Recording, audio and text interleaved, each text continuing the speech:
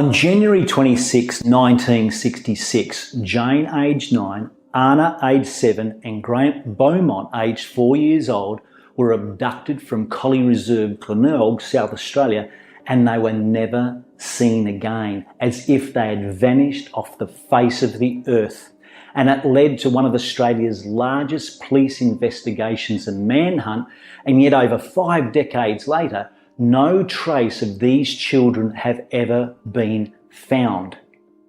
Over the preceding episodes, we're going to look into one man and one man in particular, and that individual is Harry Phipps. With myself and Bill Hayes, and I'll talk about Bill and myself and why we're involved later in the episodes. But we're going to hone in on Harry Phipps and why he's been raised to a person of interest by South Australia Major Crime as early 2018. But before we get into Harry Phipps, we are going to firstly begin these YouTube episodes with an introduction.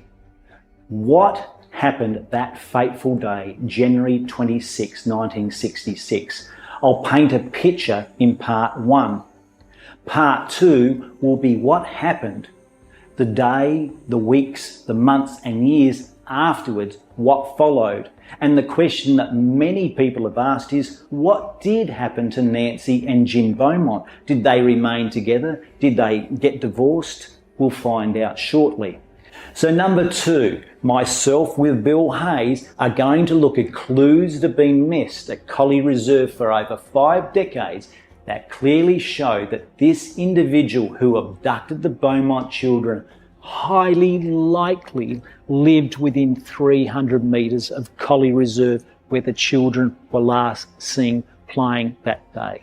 Why? A time factor will clearly show that this individual could not have lived far from Colley Reserve. 3, myself and Bill are going to look at circumstantial evidence linking Harry Phipps to his alleged involvement into the disappearance of the Beaumont children.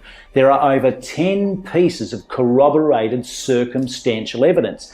Now, I have asked Bill Hayes, who is a former detective in South Australian Major Crime and the Special Crimes Unit. I have asked retired detectives, private investigators, investigative journalists, criminologists. If you are looking into a murder and you have an inkling that this individual may be involved, how many pieces of circumstantial evidence would you require to really raise your eyebrows? And it came back unison, 3+. With Harry, it's 10+. That has really raised eyebrows with everybody involved in looking into Harry Phipps. Harry Phipps in 1966 lived 190 metres in direct sight of Colley Reserve. 2, with Harry Phipps, he was an alleged undetected pedophile living, again, 190 metres from Colley Reserve in 1966. Why undetected? Hell, who was looking at Harry Phipps, a wealthy businessman? Who were looking at the clergy at that time? Who was looking at Rolf Harris or Gerald Risdale, Catholic priest, 54 counts of sexual abuse, or the likeable Robert Hughes, the sitcom father of Hey Dad? Nobody, because our belief was people standing in the community were not capable of such a heinous crime. How times have changed. Nobody is above the law, and now we believe the sexually abused over the perpetrator. See, predatory pedophiles don't come dressed with pointy horns and a red cape. They come dressed just like you and me. What's 3? And this was the one that really got me and many others. Harry Phipps was known to hand out pound notes in the 1950s and 60s. Why? He was a big tipper because he was a wealthy industrialist. He owned cast alloy factory at North Plympton, about 4.5–5 k's from Glenelg, from his home. Now, some people might pick me up on this. We know that we changed over to dollars and cents in the 1960s, but in 1966 we were still, our currency was pound notes. Now, what is a pound note got to do with anything? So what? Well, hold on. Jane Beaumont was given a pound note by the man they met at the beach that day. Why? Because he said to eyewitnesses, "Our money's been stolen." That means his, that means her. Where in the hell did he get this pound note from? Because Jane was last seen at the iconic Wenzel's Bakery in Glenelg paying for lunch with a pound note. It was a pound note that her mother did not give her, and Harry was known to give out pound notes. So there's 3 pieces of circumstantial evidence, and if you knew this as a detective in 1966, I'm quite sure you'd be knocking on Harry Phipps's door. Whether he would be brought to justice, that would have been highly unlikely in 1966. And remember, there's roughly another 7 pieces of circumstantial evidence that link him to this case, and that is unheard of in regards to the abduction of Jane, Anna and Grant Beaumont. Number 4, it happened again. August 1973, Joanne Ratcliffe, aged 11, Kirsty Gordon, aged 4, were abducted from Adelaide Oval during a football game, and these 2 girls were never seen again. What will show you what happened at the Adelaide Oval and what happened at Colley Reserve that fateful day, the modus operandi is nearly identical. Also, some of the clues that have been left at Colley Reserve are identical to some of the clues at the Adelaide Oval. And keep in mind, and this is, I only learnt this recently, one of the eyewitnesses at the Adelaide Oval, Anthony Kilmartin, when he was interviewed by the newsman, and it was quoted, he said he saw Joanne Ratcliffe punching at this man as he had Kirsty Gordon underneath of his arm.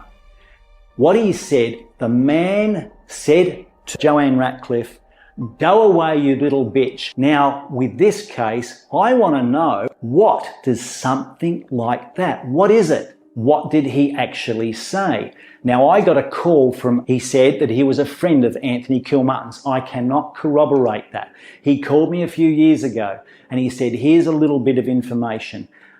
Anthony Kilmartin said something like that. He said, "I'm telling you, the man said, 'Fuck off, you little bitch.'" Now, if this is the case, and can you imagine, there's Joanne punching at him, do you think he would say "go away" or "fuck off"? More like "fuck off." And what was Harry known to say on many occasions? That same word, "fuck off." If that's true, and that can only be verified in the police investigation report, if that word was actually used at the Adelaide Oval, then we've got a link with Harry Phipps. Number 5, we're going to look at Hayden Phipps and Angela Phipps. Who is Hayden Phipps? He is Harry Phipps's eldest son. He accuses his father of sexual abuse over many years, from roughly the age 3 to 4 to the age of 14. And he knew this sexual abuse was going to occur when he heard the swish, swish of Satin coming down the hallway in the early hours of the morning. He knew what was in store for him. He said that he could recall as a small child lying in bed at night, and he would hear the sound of Harry coming down the hall and the swish of the satin. Satin, you say? That is another piece of circumstantial evidence, because Harry loved this silky garment. He loved making satin dresses, satin caftans, satin pyjamas. This is corroborated many times. And when he wore this satin, he became sexually aroused. And in fact, one of the relatives of the family said he became sexually aroused to the point of ejaculation. And you can imagine Hayden listening to this as it comes down the hallway, and this went on about 3 times a week for around 10 years. But Hayden goes further. See, he was interviewed and recorded by Bill Hayes, who's an ex-detective. And in that interview, he also goes on to say that in fact he saw the Beaumont children in his backyard that fateful day. I mean, really, Hayden? You are sticking your neck out to say such a thing, because you know if you are lying, you're going to get shot down in flames. But he also goes on to say to Bill in the same interview, the Beaumont children are in the sandpit. And this really shook Bill. And in fact, he said it many times. He said it to me when I met him. He said it to his wife. He said it to his cousin. He said it to his son. They're in the sandpit. Now, you could say that, well, Hayden could be bullshitting. You may be right. Except in another episode, we'll talk about Steve Van Apron, arguably South Australia's most prominent lie detection expert or polygraph expert. What does Steve Van Apren say about all this? It may surprise you. We'll also talk about Angela Phipps. She is the lady that was married to Hayden Phipps. Now, how was she involved? She read the publication or the first definitive account of the disappearance of the Beaumont children called Searching for the Beaumont Children, which was released in 2006 and became a bestseller. And the author of that was Alan Whitaker. And I've known Alan for over 40 years. I went to university with him. He was asked by the publishers, John Wiley and Son, can he write the first definitive account? He could. He's got 40 to 50 books to his name. He called me because I was born in Glenelg and I knew the lay of the land. Could I come down with him to show him around Adelaide? We did. We did some research and he did a very thorough job with this book. Angela, she read this book and she gleaned information she didn't know before. She called Alan Whitaker. She said, I think my ex-father-in-law has something to do with this. Just something. She wasn't accusing him of taking the Beaumont children. She said, I think you need to look at him. Why? Because she said to Alan, he lived 190 metres from Colley Reserve. I knew at that time he was known to hand out pound notes. And my husband, Hayden, I believe he was sexually abused for many years. Now, how would Angela know that? Well, she's a clinical nurse and she works in the prison system. And she deals with the aftermath of the sexually abused. So she knew what the characteristics were of the sexually abused. And Hayden Phipps exhibited nearly every one of them. She called Alan. Alan called me. I met Angela and I found her incredibly reliable, intelligent and credible. She has also written a chapter in the upcoming book honing in on Harry Phipps. In fact, what she writes in this chapter is exactly what she sent to Major Crime. But do you think Major Crime got back to her? No. Number 6, we've already mentioned Steve Van Apren. He's arguably Australia's #1 polygraph examiner, or as you might, in layman's terms, lie detector. What does he say about Hayden Phipps's interview with Bill Hayes? Well, number 1, you're most probably waiting. Is he truthful? Is he not? It came back that he is truthful, but he is hiding more. Let's find out what he's been truthful about and what we believe he is hiding. 7, we say that Harry Phipps is an alleged pedophile. Why? Because he struck again. Linda also has her chapter. Well, Linda's not a real name. She has a chapter in the upcoming book. She has also been interviewed by Channel 7, and you can see on YouTube, the Beaumont children, what really happened. And she talks about her sexual abuse at the hands of Harry Phipps in 1979 when she was a 13-year-old schoolgirl. She lived across the road from the cast alloy factory. The sexual abuse took place on the other corner, these dirt mounds that were used to jump, sort of road bikes. That's where the sexual abuse occurred. Now, what do statement analysis experts say and criminologists that have seen this interview, that have met Linda? Is she telling the truth? You betcha she is. And keep in mind with Hayden and with Linda, this is worldwide statistics, only between 2 and 6% of individuals that say they were sexually abused as a child are lying. In other words, there's a 94% chance that Hayden and Linda are telling the truth. Now, if I'm a betting man on the horses, which I am, let's say the Melbourne Cup, I would put my money on a horse that I knew had a 94% chance of winning. Wouldn't you? And now Bill Hayes is in fact talking to another individual that say they were sexually abused, but this time at the cast alloy factory. And we'll get into that later. Now, episode 8, Wayne Phipps. Who is Wayne Phipps? Well, Wayne Phipps is the younger brother of Hayden, roughly by 4.5 years. So in 1966, Wayne had just turned 10 in January 1966 and Hayden was 15. He had an interview with the Adelaide journalist in early 2018, and we thank the Adelaide journalist for giving Wayne Phipps a platform. Firstly, he says regarding his brother that if his brother Hayden was sexually abused, he would have told me because he was a blabbermouth. I mean, if we had our time over again, maybe Wayne might have used a different word. But people that are sexually abused do not blabbermouth. The reason is, there are a few reasons, but let's go through to the fear of not being believed. If he's not being believed now by Wayne, to hell you would have believed him back then. So he was really on a hiding to nothing, wasn't he? Also, what about reliving the nightmare of the sexual abuse? Why would they want to blabbermouth about that? If you think about the sexual abuse as a child, we sugarcoat it. They are anally or vaginally penetrated, or it's oral sex. Do you think really they would like to talk about it?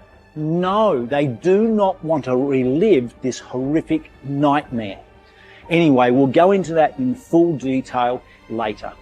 The next episode is covering the European polygraph expert. Now, I know we've got Steve Van Apren, we'll cover him, but also we were contacted by a European polygraph expert quite a few years ago, and they were intrigued by Harry Phipps. They said it did fit. Now, they listened to the recorded interview between Bill Hayes and Hayden Phipps, and basically their comments came back. I know what you're thinking, and many people have asked that. Firstly, did Hayden Phipps see the children in his backyard that day? They came back to us in written form and said, yes, he did, but he's hiding more. Is he lying about his sexual abuse? They said, absolutely not.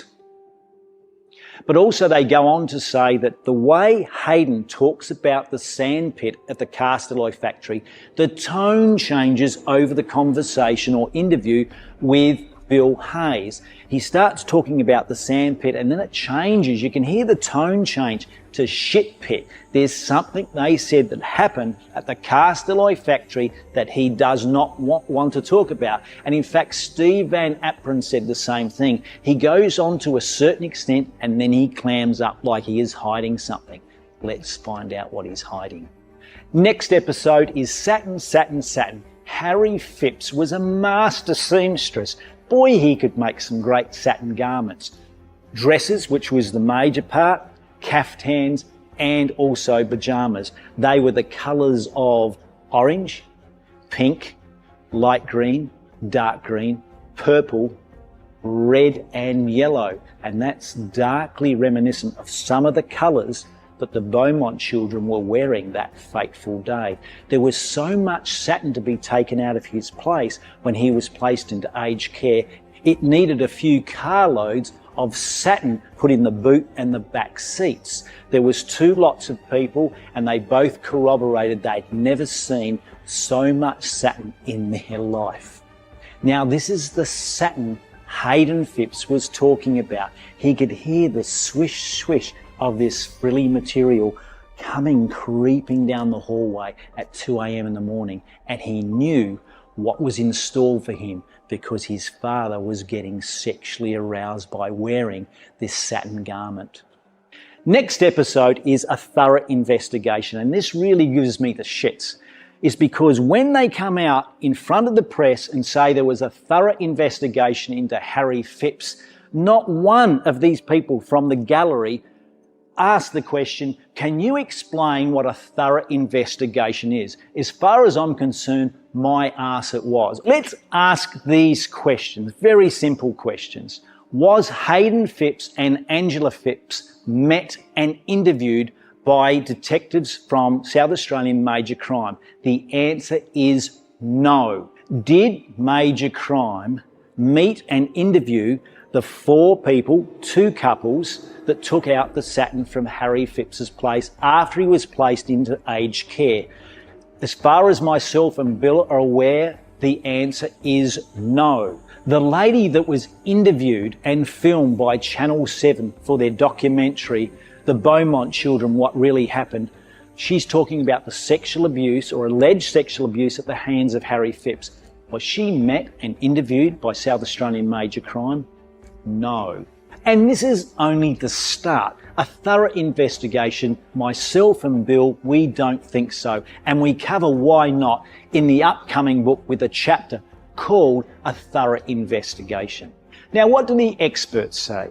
Both Dr. Xanthi Mallet, a leading Australian forensic anthropologist and criminologist, and Duncan McNabb, a former detective and an award-winning true crime writer and investigative journalist. And I'll paraphrase here. What was chillingly apparent was how close Phipps's residence was to Colley Reserve and how easy it would have been to lure these children away.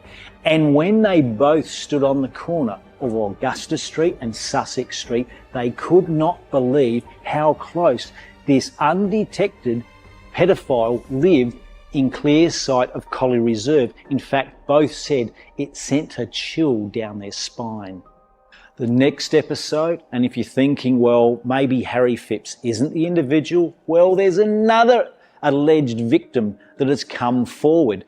We'll call this individual P for the time being. And this time it happened inside the Castelloy cottages with some other individuals. We find this person credible. Bill Hayes is looking after that. There has been a little speed hump simply because one individual that's involved, not the person that was allegedly abused, has passed away. Now, this mentioning of others really sends chills down my spine and Bill's, because you have a look at this note that's on the fence of the Castelloy factory at the anniversary of the 50th anniversary of the disappearance and abduction of the Beaumont children.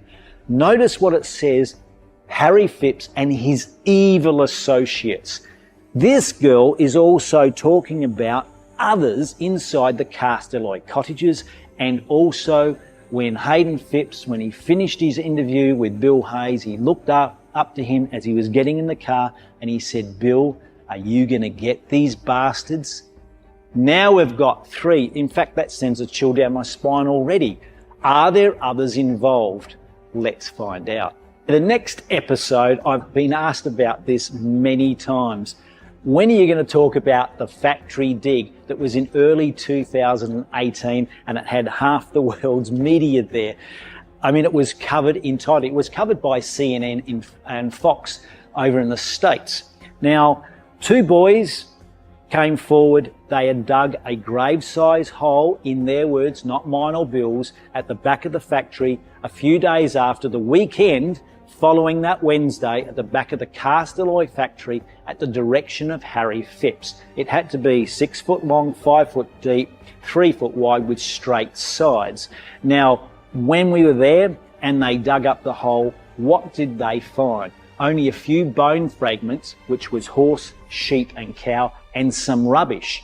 People were scratching their heads. I spoke to a detective off the record, and he said, what the hell would you dig such a hole of that dimensions and put bugger all in there? Mostyn Matters said that.